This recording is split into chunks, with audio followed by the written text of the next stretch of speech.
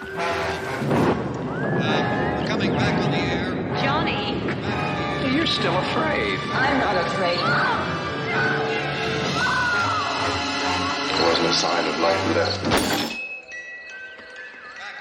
We've got to do something. Why don't you just keep calm? You're telling us we gotta risk our lives just because somebody might need help. Yeah, something like that. Then drag you out there and beat those things. Go ahead. Yeah, they're dead. They're all messed up. Haven't you had enough? They're coming to get you, Barbara.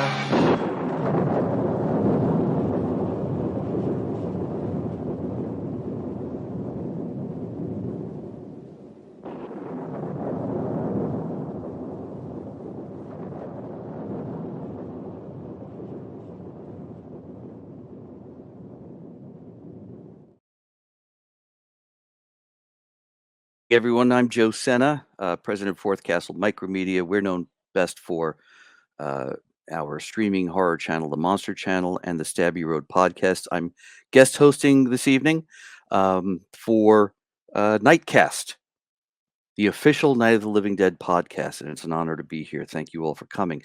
We've got a packed show tonight, and we're going to go right into it.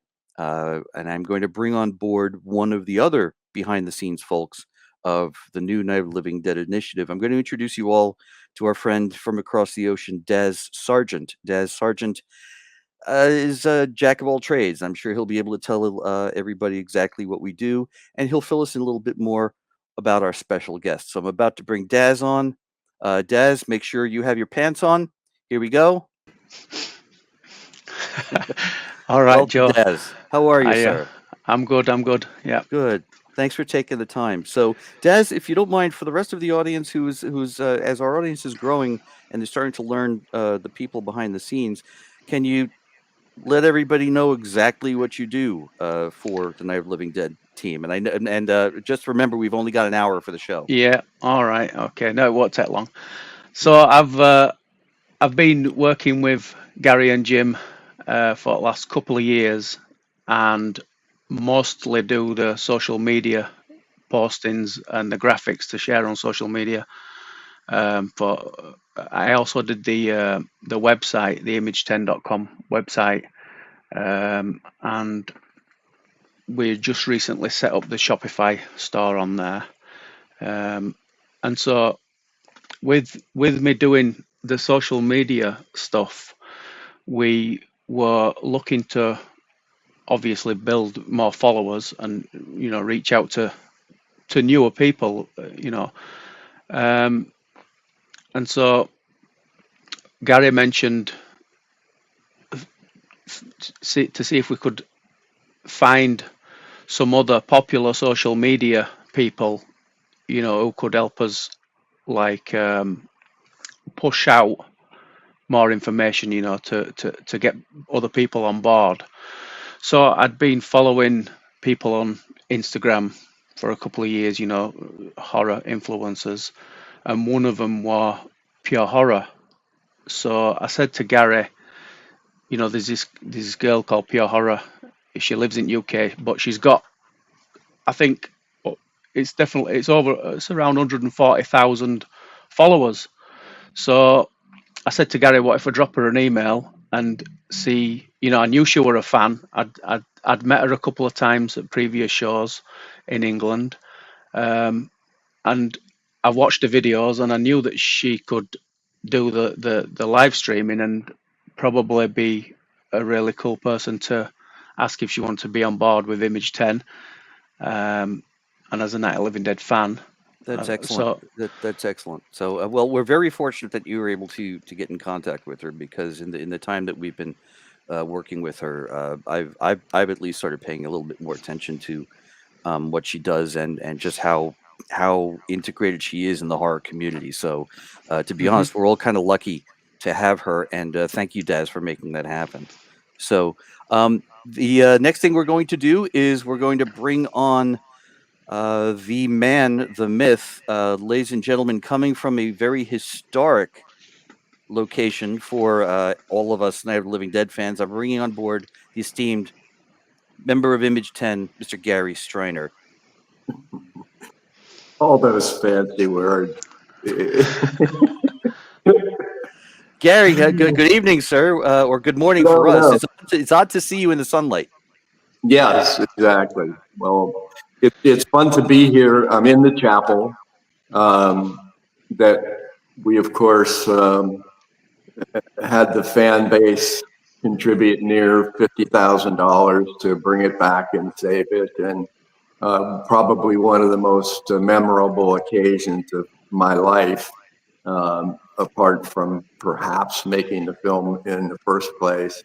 And also, by coincidence, today is,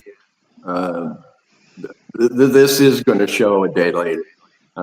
We had to pre-record it, obviously, because of the time difference between the UK and so on and so forth. So there's no mystery about that.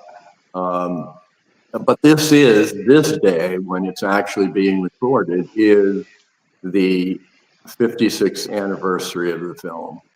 56 years ago, we were all preparing on that day, which I remember vividly, to go down to the Fulton Theater, and actually about 1,300 people, all gathered there from every imaginable walk of life in Pittsburgh, from celebrities to politicians to, of course, everyone that was in the film. So it's really kind of cool for me to, be able to be a part of this whole thing. And now, 56 years later, to kick this all off with what we've come to call the expanded universe of Night of the Living Dead and Image 10, and try to get, people to understand a little bit more. We have so many people now working for us, not, just people like John Vola who have this, just crazy nature that they want to get to the bottom of things. And so there's going to be a lot coming from John and company regarding new finds and things like that. So it's still 56 years later, it's very much alive, more than ever, I think. Maybe the original couple years when it first came out, but it has 56 years to have, build up that inertia. So without further ado, I think we need to get to the guest. I agree. So, Gary, would you like to make the introduction?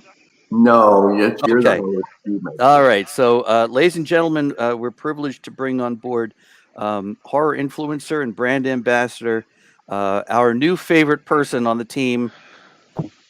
Ladies and gentlemen, please give a warm welcome to our friend from across the sea, Pure.Horror. Hello, everybody. I'm sorry about that straight away. This is spooky, though. It's very fitting. It's appropriate that you have a black cat. Oh, you too. So, of course. So thank you. So, Pure, thank you so much for coming on board. We appreciate your taking the time so we could record.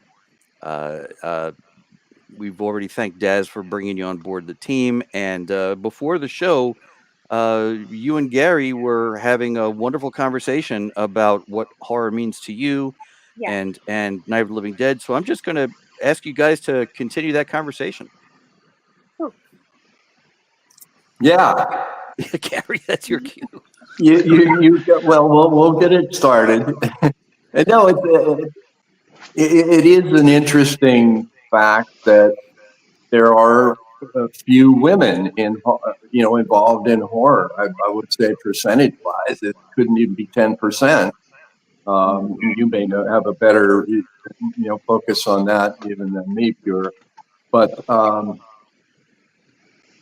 it's a wonderful thing, we have so many barriers in life, with politics and all the craziness that's going on in the world. And yet there's this little pocket of people, which is not so little, when you can consider what do you have, what's your following? You've got quite a few. Yeah, I just had a big purge. I was at 165, but I'm now 144. Wow. So Wow. 24,000 fake followers or something? It was just inactive, and Okay. I was like people that were no longer active. So I just got rid of all that, and you do stuff like that to help your account. So, how long have you been doing this, Pure? I think it's been just over 10 years now. Oh my goodness. I've physically been Pure Horror for over 10 years, which is crazy to think about it, because it all happened so quickly. It was never anything I intended to do. I just wanted a little space on the internet where I could share what I love and maybe connect with other people. Really, I just used it to show that I collected, because nobody really understood it, who I was friends with. And then it sort of blew up, and I'd become a something, a being on the internet. So then this was really an organic thing. It's not like you woke up one day and said, "This is my business plan. This is what I intend to do. Here are my goals for the next couple of years." You just were yourself, and people were just drawn to you. It was a happy accident. It all happened very, very bizarrely, and So was Night of the Living Dead, by the way. Sorry to cut you off. I just remember like everything blowing up, and then being at conventions and people knowing who I was, and I found it so weird. I was just like, these people are coming up to me like we're friends, and I don't know how to take it. It's the strangest thing to me, and it took a little while to be like, okay, this is okay, and I'm going to be nice to everybody, because I don't understand it, but they seem to think there's a relevance to having me as part of their life, and they know who I am. So I just rolled with it, and now here we are as Pure Horror. Well, then, so for all of you, I'm sorry, for all of you girls, ladies that are out there that are timid and on the edge about it, Pure is a pure example of how just put yourself out there, and you never know what's going to happen. I think that I do think it's a stigma that females have, obviously, because there are fewer of you in the community, and it takes a little bit of nerve to just push yourself out there. But I think now it's growing. I know so many women collectors now, so many like female horror fans that are absolutely crazy as much as I am, and have collections like me, and that love it as much as I do. And it's come so far, and it's so good to see. But it's like I was saying to you earlier, Gary, that when I first started collecting, I had one of my friends over who was very unhappy, and she'd come to my house for the first time ever, and she looked around, and I had masks on the wall, I had toys everywhere, and she was like, I thought I had problems. You have seriously got problems. And my brain was like, this is crazy to me, because you've got no idea how happy this makes me. And seeing it from that point of view, none of my female friends understood why I loved it so much or what I was doing. But then all of my male friends would come over and be like, this is the most insane thing I've ever seen. And I've always been like a boys' girl. I've always been in, like, all my best friends have always been boys. I skateboarded with boys, I hung out with boys. And I've always been one of the lads. So it just made sense to me to collect toys. They did. So I want to collect toys. I loved dinosaurs as a kid. I hated Barbie. I've always been like a monster girl, and yeah, when my girlfriends didn't understand, I just didn't really understand them. I was like, wow, this is really strange. Well, my day job is I'm a sleazy marketer. So I have some data that Gary, actually, it's almost a 50-50 split at this point between males and females, or men, women, boys and girls. Has been growing steadily since I would say the early 2000s, during the post 9/11 boom of horror. horror films. The current publisher of Fangoria, if I'm correct, is a woman. The current editor-in-chief of Rue Morgue is a woman. The original editor of Rue Morgue was a woman. There are examples out there of people like the Soska sisters who are famous, almost as famous for being females and twins, who direct. So there are many, but I don't know as many who have the kind of personality and following and energy that Pure has. So I think that's probably what's raising it to so many folks is like, oh, there should be more women in horror. It's like they're starting to become vocal. Right. Yeah, I think for me, because I've always been an open toy collector, like my thing is I love collectibles. I love everything about collecting. It just brings me so much joy that I think women, if they're not openly seen as collectors, they don't probably get seen enough. Because a lot of my following, I follow toy collectors. So a lot of the women I follow have massive collections. Do you just collect horror stuff now? Or have you got another collection like? I collect horror, and then there is a Serious Nightmare Before Christmas collection. Right. That's horror adjacent. Yeah. It's all spooky minus the Beast, Beauty and the Beast, but he's also a monster. So. Yeah, well, monsters seem to be coming back now. This is a spot that I did never think that this show would go in, but it does my heart good to know that we're also helping women and putting them in a place of authority. I mean, the whole time you're talking as well, I'm thinking about we need to do a NIGHTcast on your collection at some point down the road. Are you proud to show the collection off? How many have you got? That's probably only a fraction behind her. Yeah. I was going to say, are you running out of room now? Because I've seen some of your stuff, and it looks like it's taken over every room. I don't know what space is. I don't know if space exists in the world that I live in. That word doesn't seem to. Sorry, my cats are fighting. The word doesn't seem to exist in my world. Currently, in front of me, there's like boxes of like collectible boxes. There's my haul that I just come back from America with. There is literally spooky stuff everywhere with no homes, but it works for me. Wow! So that's right. You just came back from a convention, if I'm correct. Yeah. And this convention, tell us something about this, because this is a whole nother side of you that you've got deep connections in, and how those guys are involved in horror. So I went to Silver Screen 3 convention. It is the Ice Nine Kills convention. They are my favourite band. They have horror-based albums, which is how I discovered them and fell in love with them.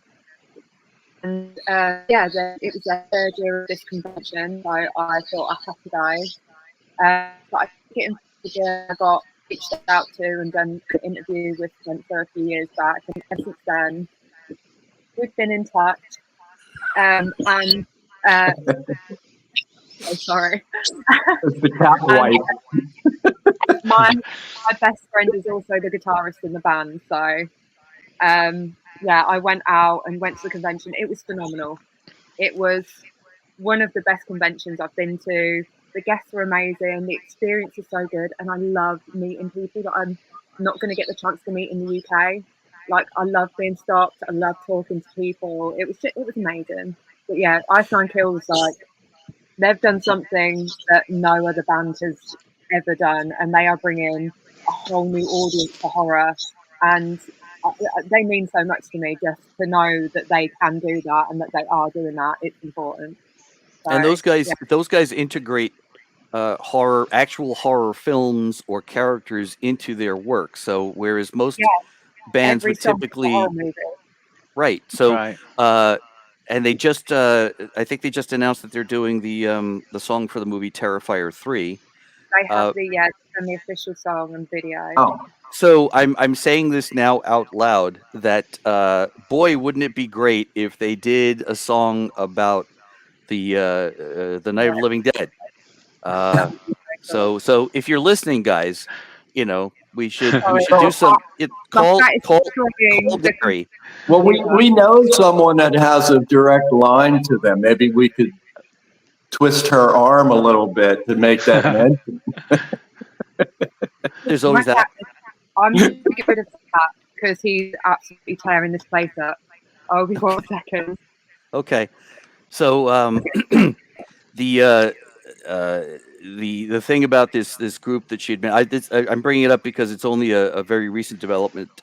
Pure just wrote a piece in a publication we do specifically about this group, and some of us being just too old, it's not the stuff that would come across our daily listening, but once I read the article, I got a good idea of what these guys do. And Gary, recently, if I'm correct, you folks. Okay, that was a mistake. I should also reveal that I'm also the producer of this podcast, which means I'm usually running the board. Tonight, I'm hosting and running the board, so you will see a lot of errors. But Gary, there was a recent music video you guys did with a group called Run the Ghouls. Yes.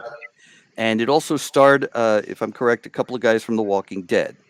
Yes. So there is precedent as we now try to get Night of the Living Dead the proper 4K Criterion Janus restoration version out there.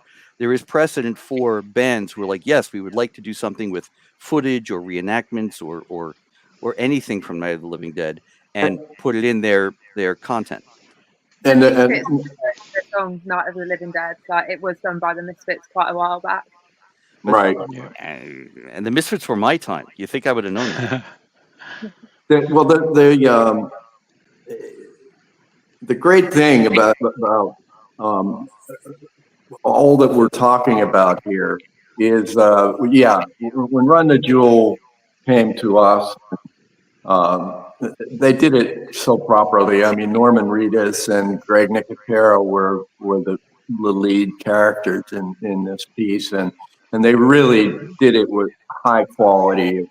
They didn't cut any corners, and it's absolutely themed and based on Night of the Living Dead, and we licensed clips to them, and it just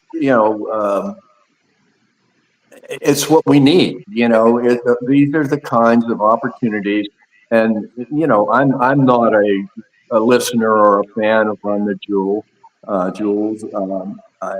It just missed my time, I guess, but it didn't matter. It was so cool. It was just I was very proud of that. So you never know when those opportunities open up, and I think this is what the whole point of our conversation is today. If you don't open up your mouth and if you don't say something to someone, then it's never going to happen.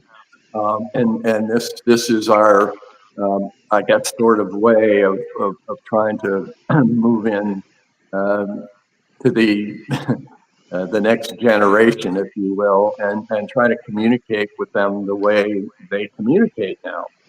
I love nothing more than to have something that hit on TikTok, for instance, which is the place that I would have never in a million years thought that, Night of the Living Dead would have a place there. But I think it has an enormous place there after I watch it for a while. I think that, again, I use the term all the time. I think that Night of the Living Dead is the Kleenex of horror.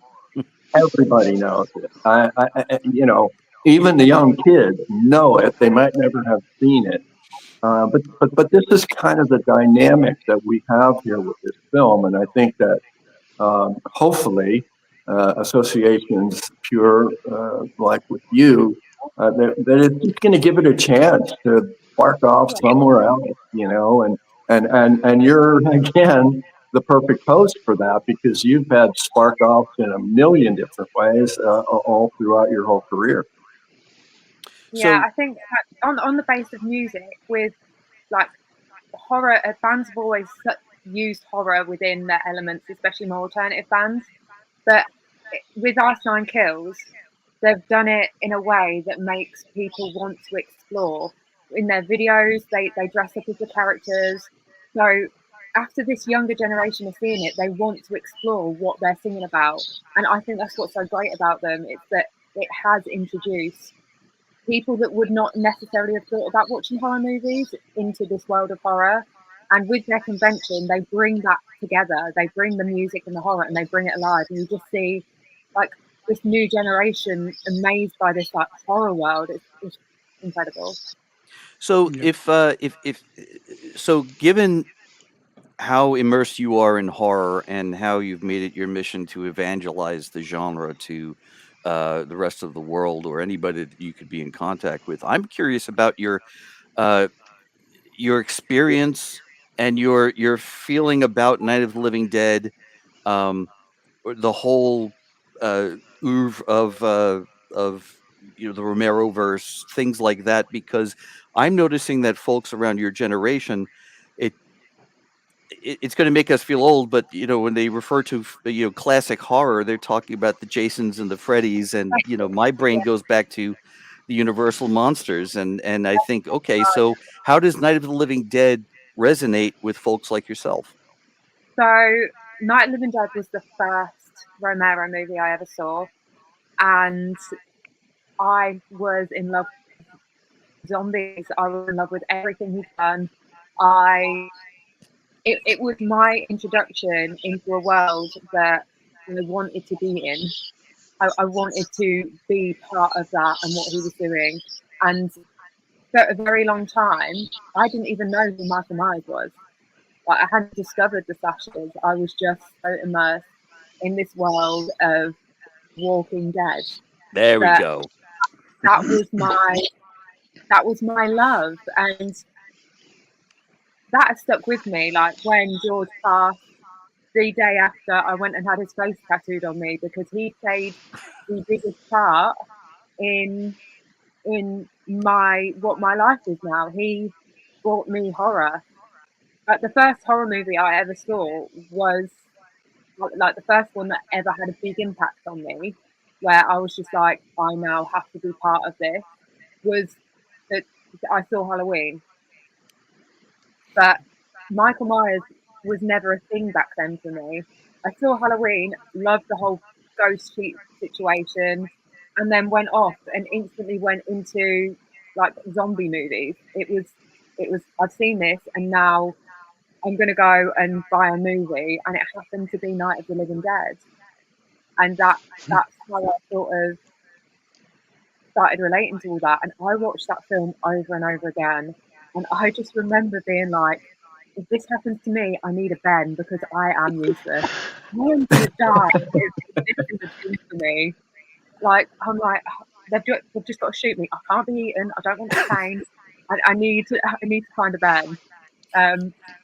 But yeah, and with some of my collection, like I have George Romero stuff. I have a George Romero doll. I have a Night of the Living Dead, the Gary Pulling Night of the Living Dead release in every colour, which is signed. And I have the Karen Cooper head knocker. I love a head knocker.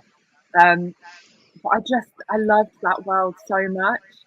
And then from there, it was then developing into watching other horror movies. But for so long, I couldn't watch anything but zombie movies. Like, I just didn't. It just played a part in my life, and I'd watch it over and over again because I didn't have normal TV. I only had movies. So, It has that effect on people. Everybody remembers the first time they saw Night of the Living Dead. I haven't watched it in a little while, and I put it on this morning while I was getting ready, and my partner was just looking at me because I was speaking the whole thing, and he was just like, what are you doing? And I'm sat there like, they're coming to get you, and like in the mirror to myself while curling my hair, like, and That's a funny thing that you bring that up, because when Night of the Living Dead first came out, of course it was made to be a drive-in movie, and it was so funny because I'd go to the drive-in with friends of mine, and of course it's summertime and the windows are open, and I would I would read the lines before the character read their line, and people people outside of the car could hear me, and it got a lot of interesting reactions, like, "Oh, is this guy?" What got me earlier while I was sat listening to it is I sat there and I went, I'm feeling anxious, and it was just like the music still makes me feel the same. I still get anxiety because I can hear the music, and it scored so perfectly. Because I'm sat there getting a bit panicked. I'm like, there's nobody coming after me, but I am like, listening to it. I'm like, I don't even know if I'm going to get a straight eyebrow listening to this. But it was every time you watch it, every time you listen to it, it just gives you the same feeling. There is no, it doesn't get boring. It's timeless, isn't it, really? I mean, it doesn't feel like you're watching a 56-year-old movie. It feels like you're watching something contemporary right from today. The wardrobe, everything. It's not like, it does. It comes under that veil that very few films do. It does. Nothing is identifiable to the 60s. It feels like you're watching a contemporary film. It's and unfortunately, a lot of the underlying themes and issues that come from that film, things haven't changed, sadly. So that film could absolutely happen today. I can speak to the fact that when you spoke about the sound, Pure, the as much as I will watch that, and after a while, some of the library music sounds a little dated, but toward the end, bringing it, what the team did with the sound, especially when Karen kills her mother, I'm going to be 1,000 years old in a month, and that still freaks me out, that sequence. So it's such an innovative film, and the fact that now that it's in such a pristine condition and is being made available to people are rediscovering it, and because it was so timely and written so well, it's evergreen. You can't say that about a lot of drive-in movies, Gary. No. What's your scariest scene, Pure? My what your scariest scene in the film?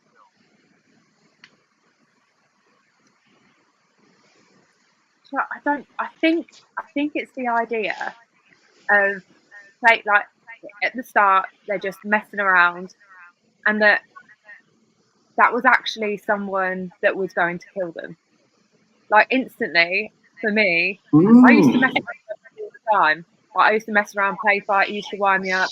But the idea of actually then being attacked and losing, like my brother, if I was in her shoes, I think I would react the same as her. And I was actually thinking about this earlier, and thinking about what was going on and watching it and being like, would I actually react exactly the same as she did? Yeah, I probably would. Okay, we're a little bit of a technical difficulty, ladies and gentlemen. It's probably because it takes so long to transmit from England to America. But Pure, I don't know if you could see that we've lost your image. I'm now trying to work it out. Okay, I don't know if there's anything you could do about that, but feel Maybe free. you just need to log back in. Yeah, so right, she's back. Scroll down there and bring her on. Hello, I'm so Hello. She's no worries. It's all right. The program that doesn't exist on the laptop decided to take over the camera. Right. Okay. So when you say that you would react the same way that Barbara would, given that scenario, Barbara goes pretty catatonic for the majority of the film, and then suddenly comes to life at the end when she sees No, that's actually before she sees Johnny. So, do you think that at any time during a zombie siege you would suddenly A snap ghoul to? And siege, excuse me. I'm sorry. I committed the cardinal sin. We in the Night of the Living Dead world do not use the Z word. Yeah, that's why I like These are ghouls. Right. So, in the case of an attack by ghouls, would you ever find yourself in a situation where you'll snap out of your catatonia and suddenly, be the badass ghoul killer? No, no. That's an honest answer. If I'm being completely honest, I think the worst thing I could possibly see, like my little sister's the love of my life, and if that happened to her and I saw her, I'm ending it for me. Like I don't want to exist in a world where my family do not exist. I don't want it. I don't think I have it in me to live on rations or eat food I don't like. Like I am a girly girl when it comes to stuff like that. I can't punch. I can't throw a punch. I'm not very strong. So for me, it's just I think I would stay in that mental stage and yeah, let me go. I So- might even pretend to be a ghoul so I get shot on purpose. Like So if your closest collectible is your zombie weapon, what would you grab first? Use the Z word. If your ghoul weapon to defend yourself, what's closest to you that you grab first? right now, Which collectible? Yeah. That's hilarious. This is going to be so stupid.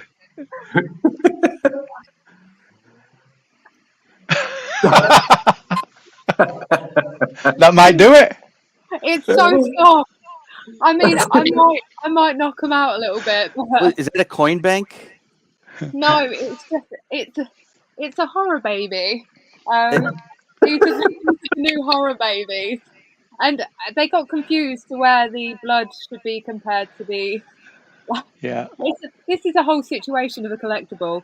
Oh no, This he's is- been. I think it's pretty. He's probably been sitting in that pose for a while, Yeah, waiting for them to sculpt him, and the blood just naturally started to drip down the knife. So, yeah, this is very soft, and I don't think I can end anything with that. I mean, I could have got this as well, which is just as soft, and attempt to use it as a dagger, but Oh my, that's brain damage, isn't it? yeah, Elma. I didn't. Is that a custom? Yeah, I have open and closed mouth as well. I love this film. Like I said, I'm monsters. Okay, I've never seen a collectible based on that film. Oh, let me show you a few more. I have actually another question. Oh, make your full screen so we can see this. Yeah, sorry. Again, I'm working the board and right. So, yeah, cool. Oh my. So is that so again? Is this were those custom or is that a clay guy? Yeah, that was Clay Guy. And Clay Guy, okay. Right. And the Elmas were made by DWM Prod. I've got quite a bit of his work. I absolutely love what he does. I've got like the snowman from I've got Jack Frost up there, like an angry Jack Frost, and I've got a Belial, and I've got the melted Halloween tree mask. But his work's phenomenal. Wow, so you've got a Belial. That's Belial's for those basket case. Isn't it? Thank you, basket case. Yes. I have a physical Belial as well in the form of a tiny naked cat. Oh, yeah. I love that movie. Where does your inspiration to buy come from? Is it seeing something and you have to have it, or do you follow these various things and know when new stuff is coming out? How does a collector collect? So for me, unfortunately, I think it's that need of joy. I get it's a serotonin thing for me, and I like the obscure. So I started collecting because I had an unhappy childhood, and I wasn't allowed to collect things I wanted because my mum didn't like that I wasn't a girly girl. So I would get Pokemon cards and I'd have to give them to my brother. I would want to play with his toy soldiers and I would not be allowed. I wanted dinosaurs, P-Force Barbies and doll houses. So the rebellion from first watching a horror movie to then being able to take something physically out of that movie, the movie that was like saving my life, the movie that the horror movie saved me completely, and then to have this physical thing from that movie, I was just like, this is the most insane thing I have ever done, and nobody can tell me no. And I think it's just joy. And then I love custom stuff. I love like really weird collectibles. I've got some terrible bootlegs, and I think they're the most fantastic things I've ever picked up in my entire life. And of course, I do follow and collect with NECA, Mezco. I'm in love with Trick or Treat Studios and Super 7, all of them. I love all of them, but some of the customs are just on another level of joy, if that makes sense. Yeah. Mm-hmm. Yep. So when you're collecting, do you have a particular? Because some collectors, like action figure collectors, they're like, well, I'm strictly 1/6 scale, or 1/9 scale, or something like that. Or I'm looking behind you. I probably answered the question, but do you have a preference? I have no preference. If it fits in my house, I want it. So was there a lot of stuff? Sorry, go on.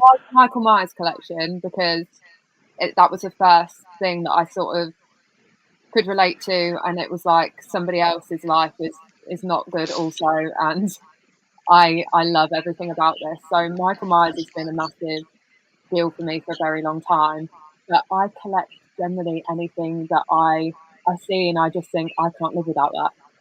And it is a case of I cannot live without that. I need this. I'm going to be really sad. So were there a bunch of stuff when you last went to the last convention that you just couldn't bring back? You couldn't fly back on a plane that you wanted? Yeah, there was a lot from Spirit Halloween that I wanted that I couldn't bring back. Yeah. I was limited to 2 cases this time when normally I would bring back 3. I literally take a case within a case and fill them with toys. But yeah, the stuff at the conventions, they had so many awesome like wood art pieces that I would have loved to bring home, but because of weight, I didn't. And there was a lot of custom stuff there, which I am so in love with. I love to see all of that. But I did bring a fair bit back. Like, I'm surprised with how much I managed to bring back within my weight allowance, and realised that I probably didn't take enough clothes. So when I'm sorry, Gary. Yeah. Do you think, as you were talking about this, do you think that back in your early days of collection that it was a rebellion? Or was it coming from a different place? I mean, do you think you got this stuff because your parents didn't want you to get this stuff? For me, it sounds really strange, but it was from a place of feeling love. Like I love collecting, and I love that serotonin hit. I do get such excitement opening a new figure, opening a box that's come through the door, or even like the first time I stepped into Spirit Halloween. I just sorry about that. I'm so happy. It's the same with the convention. I'm walking around and I'm looking, and everybody else is looking and getting that same feeling, and it just gives me something. I can't even say it's joy. It's just pure joy. So when you're working, you also don't just collect. You work with a lot of these companies that make I am very this lucky product. to have collaborated with and work with companies, and I did previously work with a company that sold collectibles. And for me, like the best thing about doing that is working a convention and being able to sell somebody a new piece that they are so beyond excited about. I can stand there and spend way too much time talking to them about it, and that also gives me that like the hit. So it's not even me buying a collectible, me getting a new collectible. I can see somebody else and still get that same feeling, like I know how you're feeling and I'm so excited for you. I love it so much. And yeah, I'm actually working at a convention coming up. I wasn't going to, but I messaged them and I was like, I will work this year. I need that here. I'll do one day. Okay, what convention is that? For the love of horror. Okay. I'm working with a company called Bleeding Marvelous. They're really good friends of mine, and I couldn't be more excited to be selling collectibles to people. Pure, we've got to start working on an exclusive. Yes. Yeah, you know, we gotta find something that is going to be based on our association. I have something. I have an idea actually that Yeah. I don't know if we want to let it out here to the public now. Maybe. I just got a few too that I'm writing down before I forget. We will So. discuss this, but I already have something pre-existing that can be altered as an exclusive. So it is very exciting, and we will talk about it separately for this.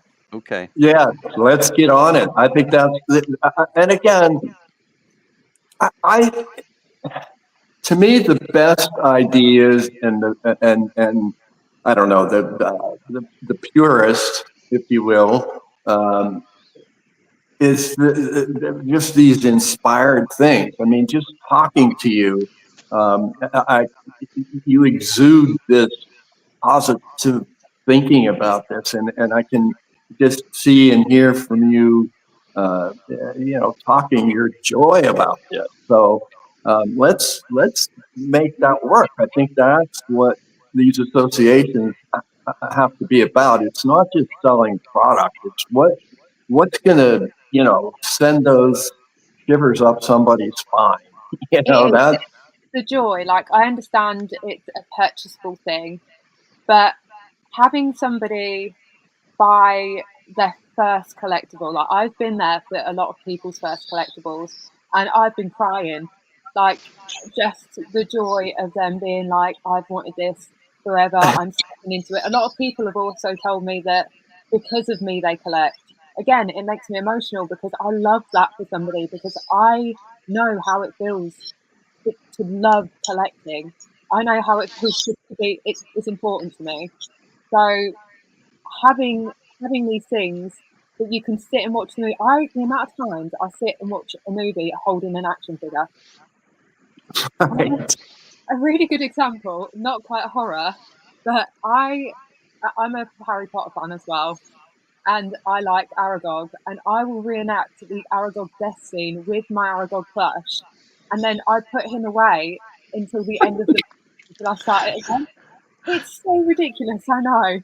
But I'm sat there like, farewell, Aragog, with all of his legs. And I just can't help it. And I have so much fun with it. And I will sit with a cuddly Michael Myers, and I will sit with my cuddly George Romero and watch these movies. And I just love everything about it. Well, Yeah, go ahead, Joe. If I have a wish for you, Pure, it's that you never get so ingrained and exposed in the genre that you become jaded, and the joy then starts to get buffed away, as it has for some of us who've been in this business. I don't think it can happen. I mean, this is part of her fiber. You can see it. You can just see how she lights up. Myself from collecting. Like, even like I had a bit of a bad year this year, and I haven't been able to collect like I usually would. But still, whenever a new piece comes in, that joy is still there. And I'm truly, if there's one thing other than my little sister that I'm that in love with, it is collecting. Collecting is just the love of my life. Well, and as we're going to be working together with you, the Night of the Living Dead team, the folks at Image 10, obviously we're hoping that you can work with your audience to make them more aware of Night of the Living Dead, not just as a great historical piece of American, cinema, but now because the group is putting together the expanded universe and the various other licensees who are coming on board. Where would you see yourself being part of that? How would you talk to your audience about what's currently happening with Night of the Living Dead, as well as respecting its history?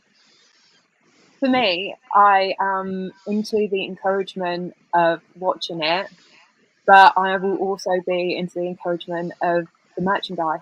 Like I said, like, I am a collector through and through.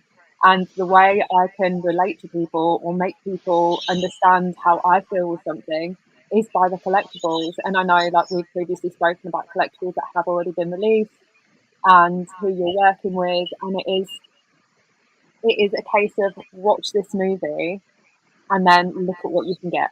Like, look at all this stuff that you can own and be part of keeping that movie alive and having these pieces in your collection. And I don't know, that it's a collectible thing. I am an ultimate collector. So it isn't just spreading the word, it's being able to have a piece of history. Every collectible is a piece of that movie's history. Every collectible you will own, you will have a memory of the scene, of who it is, of why you got it, and that for me is just special. That's amazing. So it's almost like you're getting a holy relic from something that has meant something to you spiritually. Yeah. I'm not saying this as a gag. I mean, it No, literally is. no, It's the same mentality. If you look at collectibles, like, every collectible will have a memorable pose. You can pose. All of my 1/6 scales, they are all in movie poses that are recognizable to a particular scene. And it's the same with anything. Like, every collectible you get will be relatable to a part of that movie that you love. And you will look at it and be like, oh, I remember that scene. Like, I love that. Like my Karen Cooper. Like, I just feel, oh, it's all over for them. Like, I see her and I'm like, this is the end. Like, and it's so cool. Like, for me, it's special. It means everything. Well, That's horror alive. Well, looking forward to, taking up whatever the rest of the space is in that room with Night of the Living Dead stuff. The point I think that this podcast is making is that this is where inspiration comes from. It comes from communicating, and most people wouldn't know this. Most people wouldn't have the opportunity to tap into this. We of course have tons of collectors that are fans of the film and come to our pages and participate. But hearing somebody talk about being a collector live to me is just something that's very important, because it's I don't know what to say. It's part of your fiber, it's part of your soul, and that may. How do you get better than that? Pure joy. That could be your other handle, is pure joy. Part of my existence. Like, I feel like if there come a point I could not collect, I would no longer exist. That would be the end of me, because I don't physically know how to, like, live without it. And it was like, I had the fear at the start of the year that I would never be able to collect again, and I had to make changes to be able to collect. So it is my life, and I do not know anything but collecting. And I wish for everybody in this world that they could get, like, one thing that they could purchase that gives them that feeling, so they would also understand how good that is. And just, it's magic. It's like seeing the Disney castle for the first time. That is probably the most normal way I could explain it. I get that hit when I see the Disney castle. I get the same feeling of joy whenever I open a new figure. What a way to end the podcast. Indeed. I mean, that sums it all up. And obviously, people are going to hear more from us about this subject. And I think the pairing is, it's more than, it's just more than consumerism. It's far more than that. It has real heart. and I think that you're gonna be a big help to us to try to spend 10 years building this, identity and building this relationship. There's no way we could quickly make up that time and be in the same position. So that's why it's so important to make associations like this with people that are going to use their power to spread the word. And again, I think that's where we come up with this term, expanded universe. So I'm very excited about the future for you, and who knows where it's going to go from there. We have. As your Santa for this world, I'm here to spread joy in the form of collecting. Like, I am the female Santa of the horror world. I just want everyone to feel that joy. Well, that's really great, and your enthusiasm is infectious. Yes, very much so. It's appreciated, because some of us old coots could use a little bit of a jolt when it comes to this kind of stuff after pushing the boulder up the hill for so many decades. Gary's been doing this since 1968. So before that, yeah. Yes, that's true. You guys shot for a year before. Yes, the world did not start on October 1st of 1968. You're right. Yeah, I was a mere pup. And found this whole world. I'm not a horror fan. I mean, to this day, I don't mind making that public. I just happen to have fallen into a situation where I was involved with probably one of the most impactful horror films of all time. That requires respect. It requires humility. I go to conventions and it's kind of embarrassing to me, because people will, tell me that this film changed their life.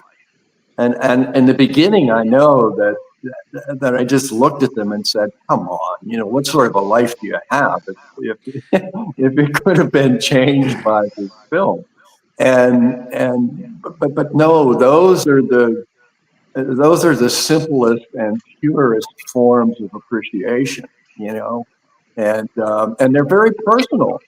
Everybody's association or connection to the film is slightly different, and that's the beauty of it. That's about all I can say. That's the beauty of just falling into something. Who knew? We were just filmmakers, and we wanted to make a mark. We got tired of doing commercials, and making other people's movies. And we had accumulated enough equipment and enough knowledge to say, wait a minute, let's do a movie. And never did we expect that this seed, this just extremely naive and this wasn't a corporate plan. This was all from the heart. And I relate to your enthusiasm. It wasn't all fun, when we made the film. We had an enormous amount to do with very little money, and that didn't stop us. And I feel the same with you. Nothing is going to stop you. This is something that has to get out of you, or else you're going to explode. And I just think there's commonality in what goes down here. It's about passion. Yeah. And here we are. Yep. How many years left? 56 years later. Yeah. We're all still talking about this same darn film. So. And everything will be in 56 years to come. Like it's never gonna die.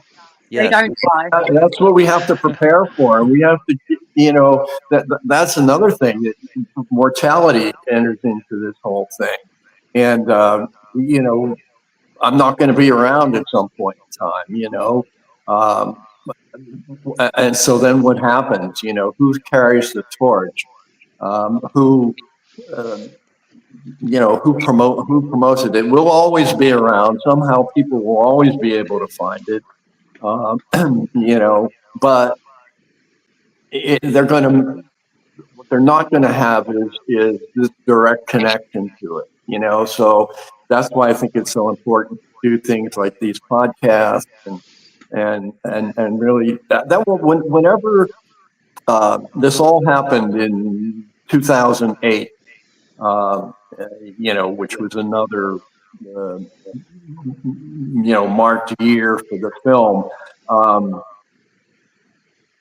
Someone locally and from the Evans City Historical Society said, "Hey, you know, this is the 40th anniversary of Night of the Living Dead. We should Evans City should do something about it." And that's where it all started. And when I got involved with it, all I cared about was telling the real story and the truth. And there's so many fabrications and so many you know, old wives' tales about this film and its you know, its public domain situation, you know, which now we've come to find that the film always had rights, you know, but nobody bothered to investigate them, you know. So thankfully, Jim Cernella is of that mind. And he was just saying, no, it doesn't have to be this way. No, and it came through, and here we are. It's on a, you know, Night of the Living Dead is on a firmer foundation than it's ever been, you know, and so that takes passion, I guess, and and we all need to recharge that passion, and so that's what I like about this. It's we get to share our passion to create new passion. That's all we're looking for.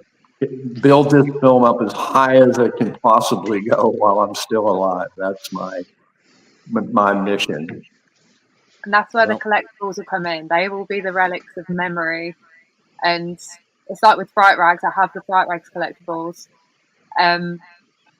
That is another thing that will keep everything alive, because like even now we go into like second-hand shops and there'll be a stray horror figure in there or we'll go into like a Target or Walmart and there's a horror figure in there that a younger child is going to want to play with, and then it's another way of discovery.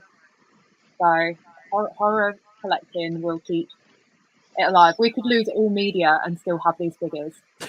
Here's a question I want to ask you real quick, because I think about this all the time with people that have big collection. Mm-hmm. Do you have a plan for your collection when you go? I do. It's something What I is think it? it's something I think about a lot. I would like to know, ideally, if I had a unfortunate thing where I had a time limit. There are things in my collection that people have already got their name down for. Ah. So I do have friends, and especially like my little sister, my family, that would have pieces, but I also want to see what I've got go to people that love it as much as I do. Like I wish, I don't want to give it all, like I don't want to just hand it down to the next person that doesn't care. For me, I want I'd give it to a museum. I would give it to just people that love it. It's like I've got a 1/1 scale pumpkin head that was cast from the original Stan Winston mold. It's 1 of 10 ever made that was at the cinemas. That's got to be somewhere where it's loved. That has got to be somewhere where it's seen by other people. It's just that I've got like a Good Guys doll box from the movie. Like all that stuff has to be given to people with passion. Like it can't just go to the next person who won't care about it. Like it's not happening for me. My only question for you about your collection is, how do you dust it all? You want the truth or a lie? Okay. And so I think it's time for us to wrap up the show, if I'm correct, Mr. Strainer. Oh, yeah, Okay. whatever. All right. I think we have about 12 different endings. Yeah, this is true. So I wanted to give a chance to thank Pure Horror for taking the time from all the way across the sea to work with us in general and be part of the podcast. I want to thank Daz for everything he does behind the scenes on this. I want to thank Gary for hosting and allowing me to be part of this thing so many years ago. It's great to be part of this very historic piece of cinema, and to know that there are folks in this next generation who, after Gary and I are gone, and after Jim's gone, although Jim's I think younger than both of us, who are going to carry it on. So that's pretty much it for NIGHTcast. So thank you again, guys. Thank you all for tuning in to our first recorded episode. We'll be back again next week live with several hosts from a channel I'm sort of associated with called the Monster Channel, who are all going to talk about their experiences with Night of the Living Dead and how they're going to evangelize this new stage of the film. And we hope to see you all next week. And a shout out to Jim Cirinella. You were missed, sir. And we will see you all next time. Have a good night, guys. everybody. Thanks, Pure Horror. Thank you, Pure. Thanks, Talk to you soon.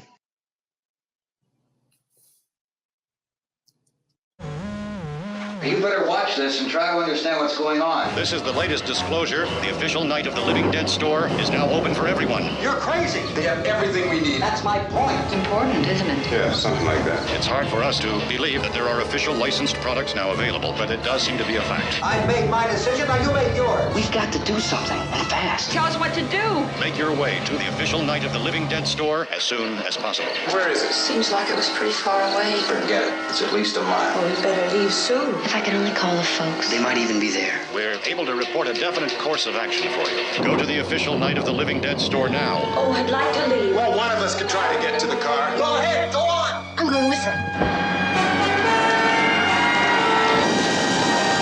Don't let this grisly development happen to you. Plan your escape to the official Night of the Living Dead store.